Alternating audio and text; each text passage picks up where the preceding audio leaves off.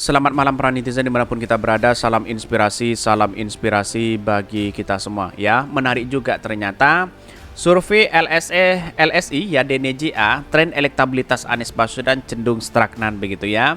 Ya, kalau dia di urutan kedua, urutan ketiga begitu kan, dalam survei ini kan tergantung siapa sponsornya begitu ya. Dalam polling itu menang begitu kan.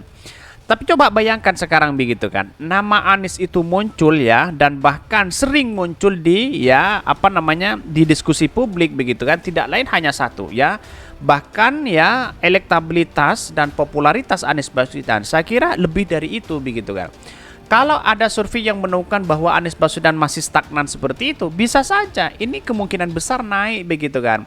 Bandingkan dengan Ganjar. Ganjar itu awalnya ya mulai sejak 2 tahun yang lalu Pak Ganjar itu tidak pernah kalah di urutan pertama begitu kan. Tetapi pada akhirnya sekarang ya di survei DNJA itu urutan kedua begitu kan. Jadi artinya apa? Artinya kan bisa saja kemungkinan besar Anies Baswedan itu naik. Ya, dari polling itu kan dari Iwan Fals, dari CNBC Indonesia, dari ELC itu menang begitu kan. Artinya kalau kita bandingkan dengan survei itu jauh begitu ya, bahwa persoalan-persoalan inilah yang kemudian kan bisa saja survei itu dibayar kan, begitu logikanya begitu. Tapi mari kita baca terlebih dahulu komentar-komentar netizen seperti ini. Ini komentar-komentar dari netizen ya, makanya nggak usah dibully habis-habisan wahai para buzzer dan cebong. Betul begitu kan. Kenapa Anies Baswedan begitu ya di urutan ketiga masih saja dibully begitu kan? Seharusnya kan sudah biarkan, kalau memang dia kalah dalam survei biarkan saja begitu. Jangan-jangan pertanyaannya sekarang, jangan-jangan surveinya Anies Baswedan di urutan pertama begitu kan? Bisa saja seperti itu begitu kan. Ini sangat disayangkan begitu ya, karena survei yang tahu di dalamnya ya yang menyurvei itu begitu. Bahkan karena isu keagamaan dan citra habaib yang ngaku turunan Nabi sudah berakhir, semoga kedua agama tidak jadi isu politik ya. Bahkan ada yang mengatakan hasil survei bayaran elektabilitas Anies makin turun, artinya kabar gembira ya. Mungkin ya bikin mereka panik, makin turun ya, makin cawi-cawi dan panik. Ya silahkan begitu kan. Masalah cawi-cawi politik, masalah survei dan baik dan sebagainya dikuasai oleh mereka begitu kan. Sedangkan Anies Baswedan kenapa di urutan ketiga, terus kemudian selalu disalahkan di situ. Mulai dari reputasi, mulai dari karyanya, mulai dari keturunannya dan sebagainya begitu kan. Artinya apa? Artinya selama ini bahwa yang kita lihat sosok yang menjadi menjadi lawan terbesar yaitu adalah Anies Baswedan, pastinya seperti itu begitu kan. Ini ada yang mengatakan ya stagnan di hati rakyat, di hati cebong setiap hari hanya memikirkan Anies. Betul juga begitu kan. Ya mampus loh lah ya. Ya silakan begitu, kita lihat nanti begitu ya. Kenapa nanggung bila aja turun? Iya ya, ngomong dibayar berapa buat survei ini? Kita lihat saja rekam jejaknya begitu ya. Jadi artinya apa? Artinya kalau kita melihat dari proses ini menunjukkan bahwa ya Anies Baswedan sangat luar biasa begitu ya. Ini ada survei dan sebagainya begitu kan. Bahwa dalam polling itu tetap Anies Baswedan menang begitu kan. Dalam polling apapun Anies Baswedan tetap menang. Ya, karena ini bersentuhan langsung dengan masyarakat di situ begitu ya. Bahkan kalau menurut saya pribadi hal-hal seperti inilah yang kemudian menunjukkan bahwa bisa saja trennya Anies Baswedan di urutan pertama begitu. Tetapi mari kita baca terlebih dahulu beritanya seperti ini. Ini beritanya ya, ini menarik begitu ya. Survei LSI DNJA, tren elektabilitas Anies Baswedan cenderung stagnan begitu ya, tidak naik dan tidak turun begitu di situ. Sedangkan Pak Ganjar mengalami penurunan luar biasa. Tren elektabilitas Capres Koalisi Perubahan Anies Baswedan cenderung stagnan selama 6 bulan terakhir. Direktur Citra Publik LSI ya DNJA ya Hanggorodoso Pamongkas yang menyebutkan dalam survei LSI terbaru Anies Baswedan mendapatkan hasil 22,1%. Bayangkan begitu ya. Anies ini cenderung stagnan meski sempat turun ya lalu naik lagi. Tapi ya angkanya tidak lebih dari angka sebelumnya 22,1%, sekarang 20,8% pada Mei dan Januari 22,1% ya, ujar Hanggoro dalam pemaparannya ya secara virtual. Artinya kalau kita melihat ini bahwa kan ini kan stagnan bisa saja kan naik begitu kan.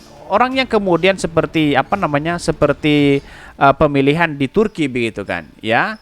Di sana kan ya kita tahu bahwa Erdogan kalah jauh di situ begitu ya. Tapi kok tiba-tiba menang begitu kan.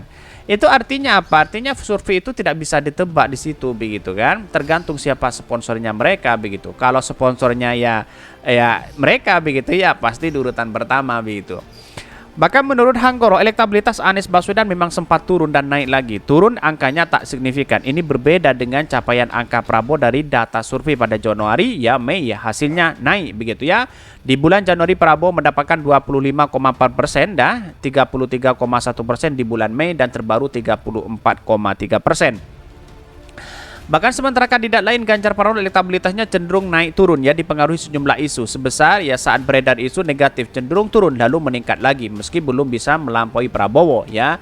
Ganjar kalau di awal 37,8% dan sempat turun 31,9%. Waktu itu beredar berbagai isu negatif lalu meningkat lagi tapi belum bisa melampaui Prabowo ujarnya begitu kan. Itu kan sudah jelas di situ begitu. Survei ini menggunakan metode multi random sampling ya dengan jumlah responden 1.200 responden dengan teknik pengumpulan data dengan wawancara ya tatap muka dengan menggunakan kuesioner ya margin of error-nya kurang lebih 2,9%. Artinya apa? Metode itu bisa dibuat di situ begitu ya. Terus kemudian respondennya bisa dibuat begitu. Jadi selama ini ya jangan terlalu percaya terhadap survei yang kemudian surveinya itu tidak ada keterbukaan sama sekali begitu kan.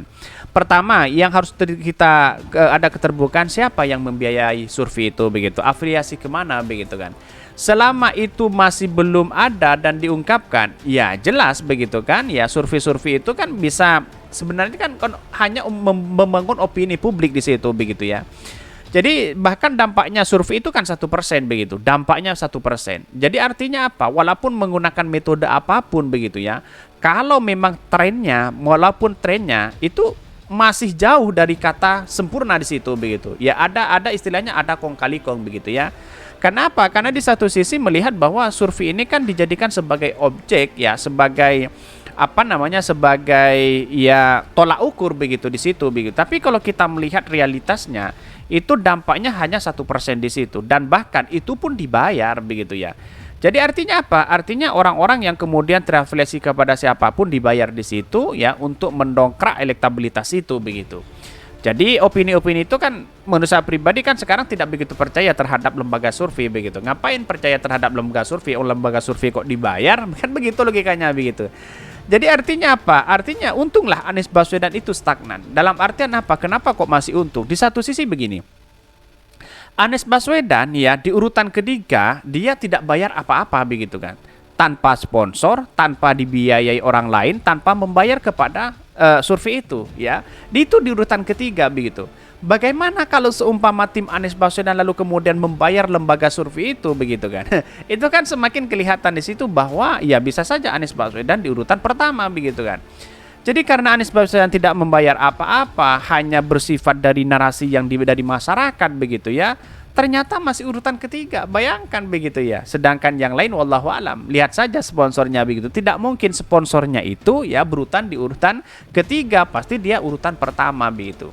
Jadi inilah yang kemudian kenapa lembaga-lembaga survei hari ini banyak yang kemudian berbondong-bondong situ ya. Setiap minggu keluar survei di situ. Ya pada akhirnya kan karena dia dibayar begitu kan. Bagaimana kalau tidak dibayar begitu? Ya tidak mungkin untuk melakukan itu begitu ya. Buat apa buang uang waktu begitu ya. Karena ini kan sama dengan media begitu. Dari ini kan lebih sifatnya lebih membangun opini di situ begitu. Padahal kalau kita berlawanan dengan media kalah begitu. Ada berita yang kemudian ya terkait dengan elektabilitas Anies Baswedan, lalu kemudian disandingkan dengan adanya survei itu, pasti survei itu kalah begitu ya. Mungkin itu yang kami sampaikan. Tonton terus channel Hodari Podcast Rakyat ini karena ada berita-berita menarik dan viral setiap harinya. Salam para netizen, salam inspirasi bagi kita semua. Jangan lupa di subscribe channel YouTube Hodari Podcast Rakyat ini.